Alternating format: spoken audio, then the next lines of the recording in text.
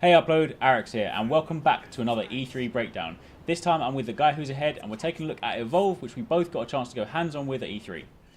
Yeah, Eric, you got to play the assault and I got to play the support class. What did you end up thinking of your assault class? Yeah, I thought it was really good because I mean, let's sort of dial it back a second, and just sort of like set the scene for people that are sort of new to Evolve. So it's kind of weird. It's 4v1. There are 4 different classes. You have to play one of each. So as you said, like I was playing assault, you were support. There's also a medic and there is a trapper.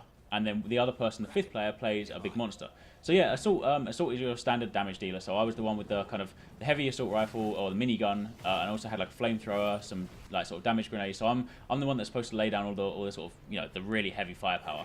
But then you play in support. I mean, what kind of differences do you have? Because you weren't all about kind of damage. Yeah, I mean, once the trapper would put them in the arena, I could throw out drones to deal out a lot of damage to make it really unsafe for the monster to fight there. And then also, whenever we got in trouble, I was able to make us invisible so we could escape easier. And there's that cool feature where, like, because your character design, obviously you might not see it here just at the moment, but you're a robot, you can pull your head off. Yeah, Bucket. I was a robot, I could pull my head off, and that's pretty much what I used as a UAV. I could use that as a UAV and fly it around the world. If we were having trouble finding the monster, I could take it from an aerial view and just find him that way. Yeah, and what you're seeing here at the moment, that was a quick shot of the medic class, because obviously the medic is out there just to mainly provide healing out there, because unlike conventional FPSs, you don't generate your health back. You have to have you really do have to have a healing support. So the emphasis is so strong on teamwork in this one. And you're seeing here, this is a new monster. It was announced for E3. It's called the Kraken. Up until now, we've seen the Goliath, but Kraken's an interesting one. I mean, you want to talk a bit about sort of how I mean, it plays? yeah, the Kraken, it was one that I was definitely looking forward to because I was curious if they were going to have different monster types, like an aerial and an amphibious one.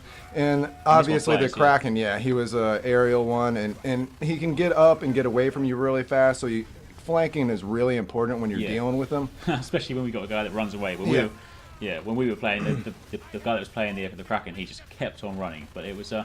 But yeah, I suppose the interesting thing to talk about that is when they do run is the emphasis, the importance of the trapper class, because I mean they have to like they can sort of place down these domes which will lock the enemy in, so it then kind of means you then have a smaller area to fight within. Yeah, the trapper's really important because unless you have him, you're really just playing a game of cat and mouse and chasing him down. It's hard to deal out the damage unless you have him trapped in a confined space. Once you have him trapped in a confined space, pretty much everybody just deals damage at the same time. The medic just makes sure everybody stays healed, and my character Bucket, he would just throw out. I could throw out up to 3 or 4 turrets at the same time, I believe, and then I had a laser guided rocket, which actually worked really well against him. Yeah. And actually, bringing it back to assault. So the two kind of key things for my class. I mean, the minigun is sort of the main weapon you use because it's got decent enough range. It spreads out. It's not that accurate, but it's got decent range.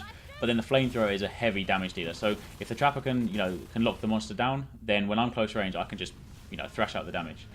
But then if we jump over to the monster, although we didn't get a chance to go hands on with the monster, but we had some sort of a chance to chat with the devs, talk about the monster, and they go through this really interesting phase, right? If you I don't know if you want to sort of talk about how they start out.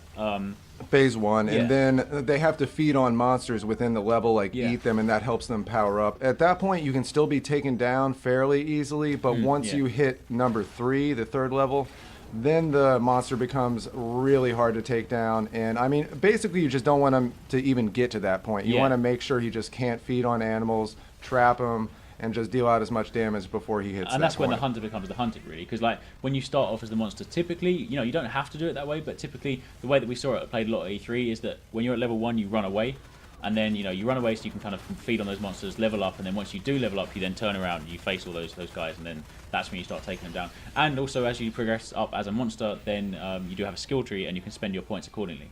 Yeah, and they were talking about how you don't have to allocate them all across the board. If you wanted to, you could just take all of them and put them into what I saw, the Kraken had a really powerful lightning strike, and that seemed to be his best ability. Yeah, true. Right, well that's about it for Evolve. So again, stay tuned to upload this week for much more E3 coverage, and if you haven't seen videos already, then be sure to check back. Thanks again to the guy who's ahead for joining me. Peace out. See you later.